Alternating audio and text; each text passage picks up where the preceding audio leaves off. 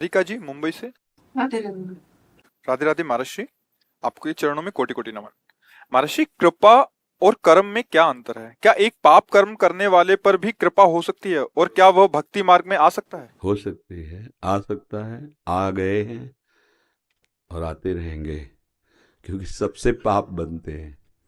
कोई ऐसा नहीं है कि यहाँ निष्पाप हो।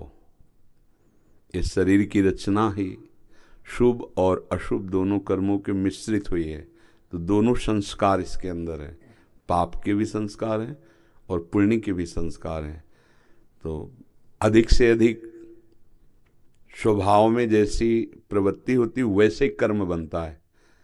तो अगर सुमति हुई तो पुण्य कर्म बनने शुरू हो जाते हैं, कुमति बढ़ गई तो पाप कर्म बढ़ने शुरू हो जाते हैं। है सबके, सुमति कुमति सबके उर राहई, नाथ पुराण निगमस कहीं। जहाँ सुमति तहाँ संपत्ति नाना, और जहाँ कुमति तहाँ विपत्ति निधाना।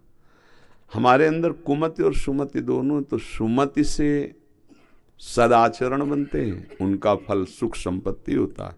कुमत से असत आचरण होते हैं, विपत्ति और दुख ये उसका परिणाम होता है।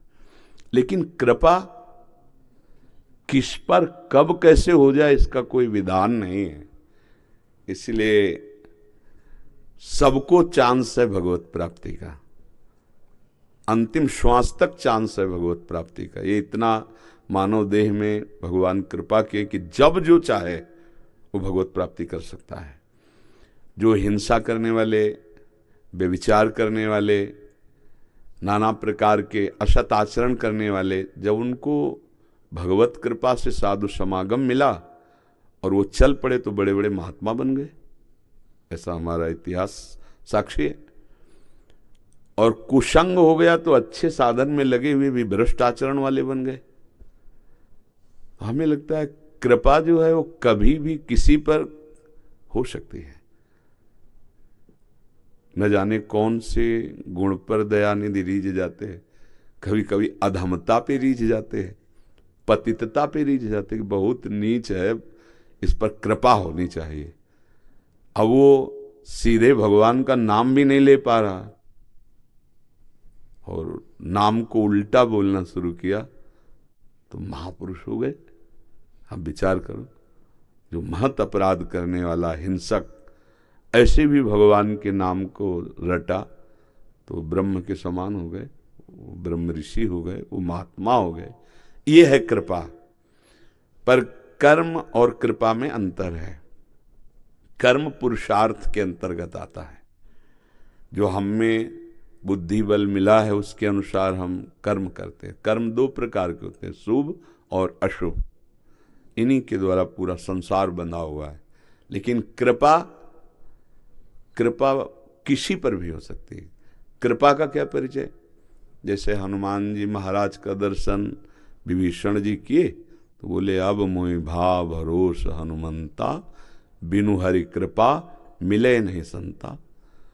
अब हम पे हरि कृपा हो गई क्योंकि आपका दर्शन हो गया। संत समागम ये हरि कृपा से मिला। वृंदावन धाम आए ये लाडली जी की कृपा से। नाम जप हो रहा ये कृपा से। सतमार्ग में चल रहे कृपा से। हृदय में आया भगवत प्राप्ति करना है कृपा से। ये मानव देह मिला कृपा से। अब ये कृपा कब कहाँ कैसे किस पर हो जाए इसका कोई विधान नहीं है। हरि है, वो कब किस पर दयालु हो जाए, कब किस पर कृपा कर दें। तो दो अलग अलग है। कृपा एक अलग है और कर्म विधान पुरुषार्थ शास्त्र सम्मत साधन करना, यह शास्त्र विरुद्ध कर्म करना, शुभ और अशुभ कर्म, ये पुरुषार्थ है। चाहे शुभ कर लो या शुभ कर लो, शुभ अशुभ कर लो।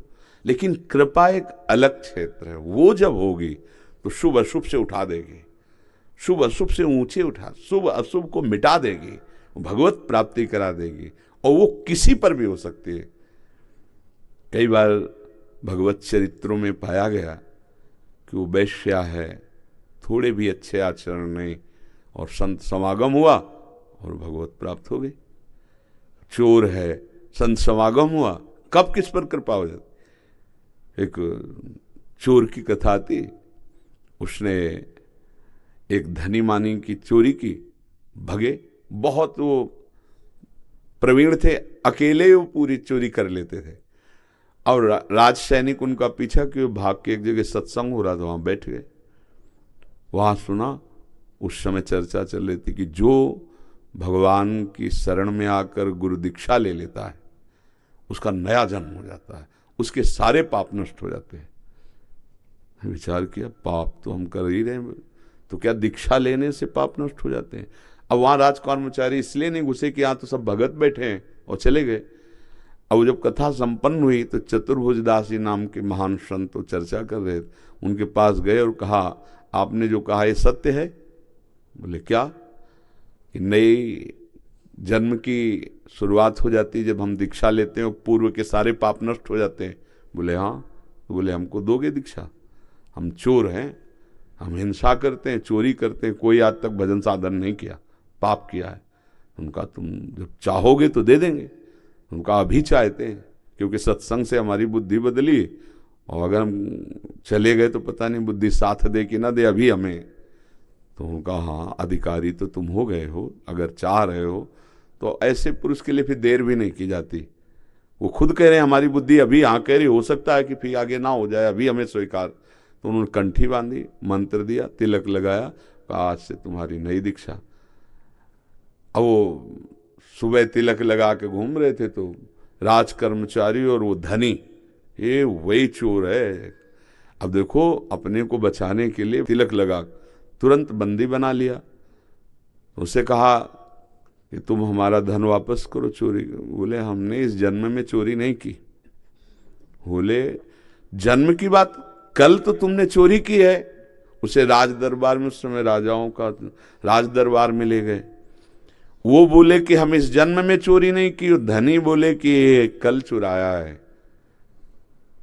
राजा बड़ी समस्या में फंस गए। वो भी सत्य को साक्षी कह के बोल रहा है और वो भी सत्य। तो उस समय एक प्रथा चलती थी कि ऐसे पीपल का कोमल पत्ता रखा गया और ऊपर से 7 फेरा कच्चे सूत से ऐसे लपेट दिया गया, और उस पर जलता हुआ लोहे का तपा हुआ फार रखा जाएगा और 7 कदम चलना होगा। अगर सत्य हो तो वो धागा नहीं झुलसेगा, और अगर सत्य नहीं हो तो जल जाओगे तो दंड मिलेगा कि झूठा है। चोर को ये परीक्षा देनी थी। जो ही बांधा गया धागा तो चोर ने एकदम गुरु का ध्यान किया और कहा, आपने कहा था दीक्षा लेने के बाद नया जन्म होता है, और जोर से बोला इस जन्म में मैंने कोई पाप नहीं किया। और 7 कदम चल के देखा गया एकदम झुलसा नहीं, कुछ नहीं। बोले इस सेठ को फांसी की सजा दो, इतने बड़े वैष्णव को झूठा दो। जब फांसी की सजा की बात कही तो उनका सरकार ये भी नहीं झूठ बोल रहे हैं, ये भी सही बोल रहे हैं। बोले नहीं, तुमने तो प्रमाण दे दिया, तुम सही बोल रहे। बोले हाँ, इस जन्म में चोरी नहीं की, पर ये जो कह रहे हैं वो की, फांसी की सजा इनको मत। बोले ऐसा कैसे हो सकता? प्रमाण दे दिया कि इस जन्म में तुमने चोरी नहीं की, तो फिर चोरी कब की? बोले कल की थी। तो बोले ऐसा कैसे? तब वो बताया कि हमारे गुरु जी ने, तो देखो कृपा हुई। तो राजा ने कहा कि हमको ऐसे संत के दर्शन कराओ जिनके संग से तुम्हारी ऐसी बुद्धि हो गई। वहां गए, सत्संग सुना, दोनों को छोड़ दिया। तो बात यह कि अगर कृपा हो गई तो देखो, चोरी करके भागे, संत समागम मिला और वैष्णव बन गए, आजीवन के लिए सुधर गए। तो कृपा कभी भी किसी पर भी हो सकती है। अगर हम भगवान का भरोसा कर ले तो हम पर जल्दी कृपा प्रकाशित हो जाए। कर्म विधान अलग है और कृपा विधान अलग है। किसका प्रश्न था, समझ में आए? अच्छे कर्म करिए और जीवन में अच्छा जीवन व्यतीत करिए। Karma is real. Radhe Radhe. Video को अंत तक देखने के लिए धन्यवाद। हमारे चैनल को सब्सक्राइब करें व वीडियो को लाइक करें व कमेंट करें और ज़्यादा से ज़्यादा शेयर करें। धन्यवाद। राधे राधे। जय श्री कृष्ण।